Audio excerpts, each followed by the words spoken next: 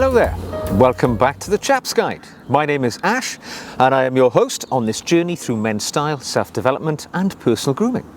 Now over the last couple of years I've come to you with an occasional conversation where we've talked about this inexorable decline in men's style. I've talked about, the death of men's style. I've used words of such high level of severity which suggests that this is a one-way journey, that I think we're moving away from men's style and certainly being well turned out as being something that we're likely to see in daily life anymore, as everybody has sort of directed themselves towards athleisure or comfort wear or being exceptionally casual. And unfortunately I've had to tell you of big brands closing their doors and how huge brands in this country, here in the UK, are changing the way that they sell attire because we are no longer dressing well. The example I gave a while back was Marks & Spencer's. Now Marks & Spencer's is probably the largest department store chain here in the UK, and it's where most people go to when they're embarking upon dressing a little better to buy maybe a suit and a shirt and a tie. They're not the best quality in the world, far from it, but they are everywhere, and that's why people would start their sartorial journey with Marks & Spencer's. So last year, it came as a crushing blow to discover that Marks & Spencer's were not only closing many of their branches, but in the remainder of their, I think it was 240 or so branches, they were stopping selling men's suits because suits were no longer something which people were seemingly going into their stores to buy. And it was a tragic sign really on this journey that men were changing the way they dressed forever. Now I think we can all put two and two together and we understand why this has happened. Things are gradually getting more and more casual, just on a general trend. And then of course a few years ago we had the coronavirus pandemic, which threw everything up in the air. And things like going to the office, which was one of the few occasions where people did get dressed up, that was taken off the table as increasingly more and more people who could work from home chose to do so, and were forced to do so for a period of about 2 years. So habits were formed and people stopped wearing shirts and ties and suits or blazers or being slightly more formally attired because they didn't have to anymore. They weren't giving presentations in front of their peers and their co-workers. They were now giving presentations about business and employment on a small screen. And it didn't really matter to a large degree whether you were well turned out. It didn't matter if you were wearing a collar and tie. You couldn't even see if a man had shaved that day. Such was the change in the way that we did our business and we interacted socially. And not only the work world, but our casual world, our formal, our sort of social world changed totally. Because all of the sort of formal dinners we used to go out to, black tie events perhaps, there were proms, there were lots and lots of activities that we used to go out to the races, things like that, where men would need to get dressed up. For a period of a couple of years, they were taken off the table. COVID stopped everything, and so our requirement to dress up disappeared overnight. And of course, habits were formed. And those habits, you could see how they impacted the sartorial world, because you would see many of the heritage brands, and I'm talking about Crombie, Aquascutum, Jaeger, they went out of business quite quickly because it was their job to provide formal clothing. And even hugely established brands like Gives & Hawkes, who sit at number 1 Savile Row up there in London, the global epicenter for bespoke tailoring, the royal warrant to the king, the previous queen, the Duke of Edinburgh and so on. They were the go-to place for sartorial attire.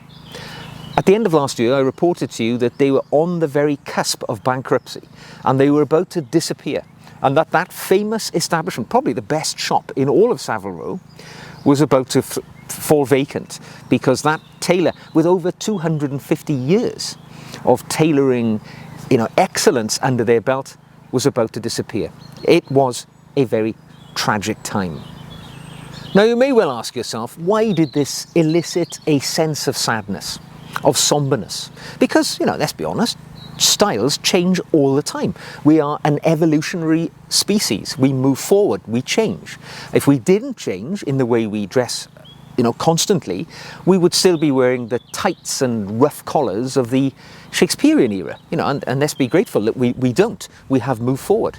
But to me, there was a sadness, because I saw this as being the first time in style evolution that we took a huge leap backwards. We'd gone from something which was, comfortable, well-made, and very sartorially elegant, to now moving backwards to elasticated waist trousers, sweat clothes, hoodies, the casual items which we used to wear to undertake functions were now becoming our daily attire. And for me, that was an evolutionary step backwards in style.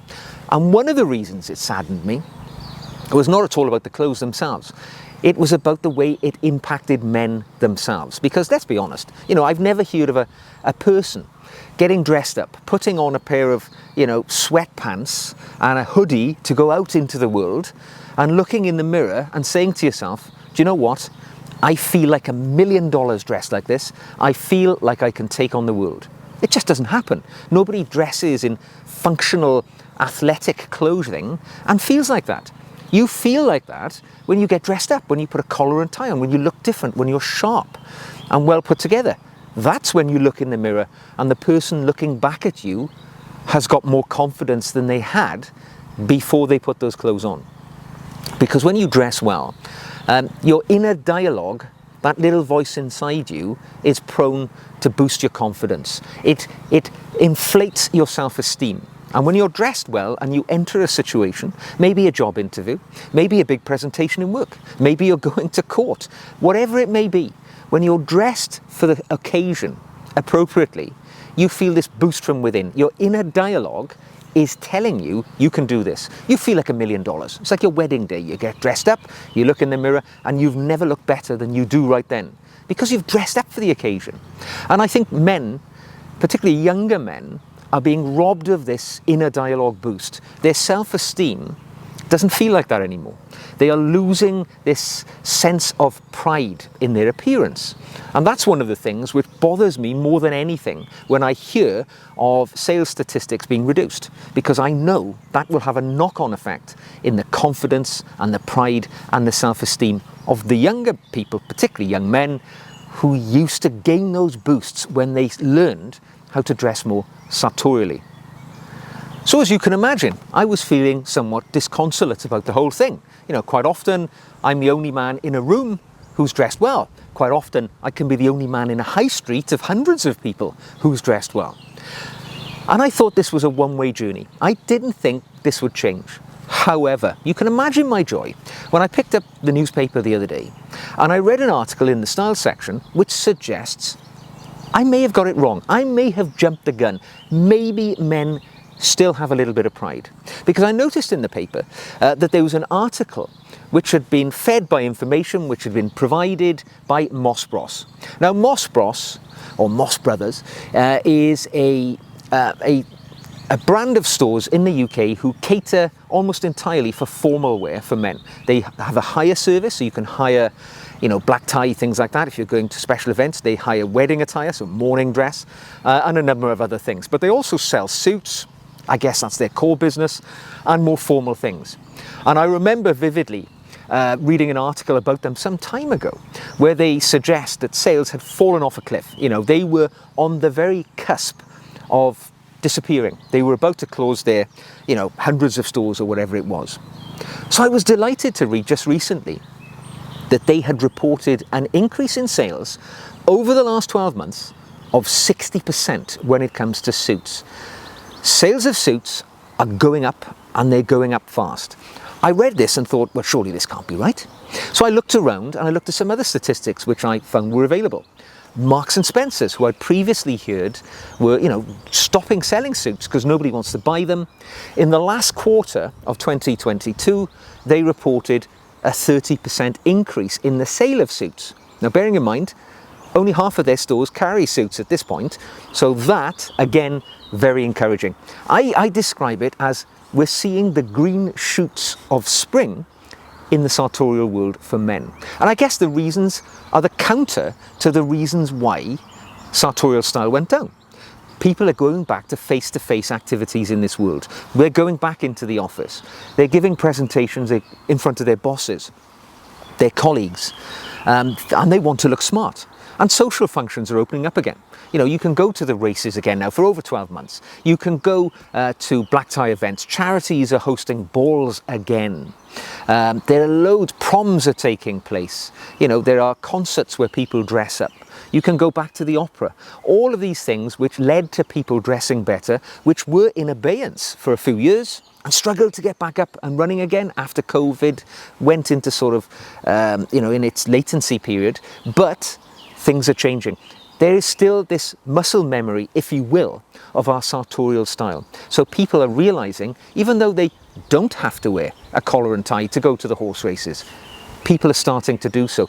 And in fact, and as I predicted a long time ago, I really thought that when we hit rock bottom, all right, when we got to the fact that everybody's wearing sweatpants all the time, you know, people are wearing elasticated waist trousers as a matter of course. I thought once we got down there, we would bounce back up because people dress to be different generally, and they want to stand out from the crowd. They want to look a little better than their contemporaries.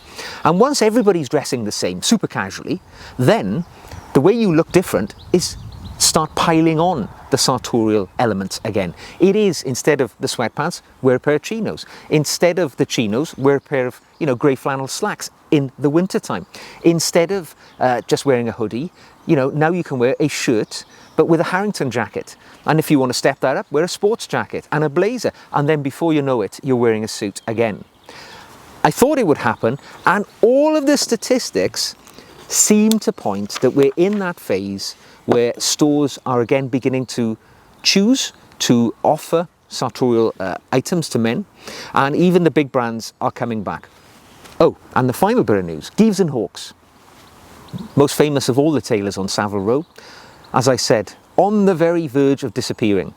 They were bought out by the Fraser Group, which is a group of company which owns a number of different store branches here in the UK. They purchased Geeves and Hawkes, and they have secured their future, certainly the long-term future as far as we can guess. So they're not going to disappear. They're going to continue to exist as Geeves and Hawkes, and they're going to continue to be this heritage manufacturer of fine bespoke clothing as and when we need it to be. So there is still hope there. So how can we, as intentionally well-dressed men, continue this journey and help it? Because I've always said, being an intentionally well-dressed man, this term that I use to describe us chaps who like to dress well, it comes with responsibilities. And there are three simple responsibilities that I suggest we can all do to contribute to see this better style of sartorial elegance returning to the world and people having more pride and confidence in their appearance. Now, the first thing I'm going to suggest to you is dress well when appropriate yourself. Don't go to a situation and deliberately dress down because you know the other people there are not going to be dressed at your normal standard. Do not be afraid to wear the tie to the work meeting, even though you're going to be the only person there wearing a tie. Because I know now from making these videos and interacting with many of you well-dressed men for nearly, nearly 4 years, you can all tell me a story where you have driven up style standards by being the pioneer, the person who started wearing a jacket and tie out of your group of contemporaries. And before you know it, they start doing the same because they're subliminally noticing you're better dressed than them and they seek to rise to the occasion. So dress well when appropriate and don't be afraid to do so. The other thing I would suggest is lead others to do the same. So if you see somebody in your your work group or your circle of friends and you get an indication they want to dress a little better but they don't know what to do, they haven't got the confidence to do so, go to them and say, look Charlie, I see your tie is all over the place. Have you tried to tie a Windsor knot there, or what's going on? Let me show you how to do it. Take the time to be a style mentor, a style leader, and you'll find that people will follow. Once you've taught somebody how to tie a tie once, they'll never have to ask again, and they can then pass that on to other people as well. Maybe their children, maybe other people in their group of associates. Take the time to be a style mentor. And finally, and this is the easiest thing in the world, pay compliments to people who you see are trying to look their best. I know that when I've walked down the street and I'm well dressed, and occasionally somebody will say, wow, you're looking sharp today. I might not know who they are, but that little compliment gives me inspiration, motivation to have the confidence to dress well every day, to be that person who sets the standard, who's the style mentor in my group of friends and associates. Pay compliments. If you see somebody, just walking through the high street or in your group of friends who's trying hard, say, God, Charlie, you've turned up the game. You're looking pretty good. I love the shine on your shoes. What have you been doing there? That's all you have to do, because it will raise them. And that elevation will push them to join us as chaps, intentionally well-dressed men. So there we go. Just an update, really. I wanted to talk to you about what I see as style seemingly showing green shoots of being on the rise. I'm not saying we're going to go back to the 1950s where everybody dresses like Cary Grant and men won't dream of leaving the house without wearing a tie. All we can hope for is that people are a little more conscious about the way they dress and how it can improve their own self-confidence and self-esteem. And we've all got a little part to play in that. So there we go. Hope you've enjoyed the video. If you have, give it a thumbs up. If you want to see more, subscribe. If you want to contribute to the dialogue, slip it into the comment section. If you'd like to support the channel, you can buy me a coffee or you can join as a patron. And I share additional videos with my patrons, and we have an extra dialogue over there that we just simply don't have the time to have here. So until the next time, dress well all the time. Make sure you encourage others to do the same, and the world will be a better place. I will see you again very soon.